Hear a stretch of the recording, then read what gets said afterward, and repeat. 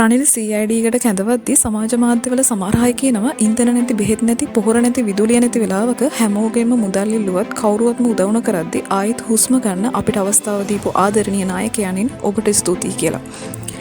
මම එයාගෙන් අහන්න කැමතියි රටේ බදු මුදල් කාබාසිනිය කරලා රටේ ණය බර වැඩි කරපු රාජපක්ෂ ඇතුළු හොරු ආරක්ෂා කරපු කපටි නරියෙකුට ඇයි තවත් ප්‍රශස්ති ගායනා කරන්නේ? පෝලිම් හැදුනි ලයිට් කැපුණි මාරුවෙන් මාරුවට මුල් කරපු මහා පරිමාණ හොරකම් නිසා රට බන් කොළොත් වුණ නිසා රටේ සම්පත් විකුණලා බඩු මිල වැඩි කරලා ලයිට් බිල වැඩි කරලා ගෑස් මිල පෙට්‍රල් මිල වැඩි කරලා තමයි සල්ලි හොයාගත්තේ.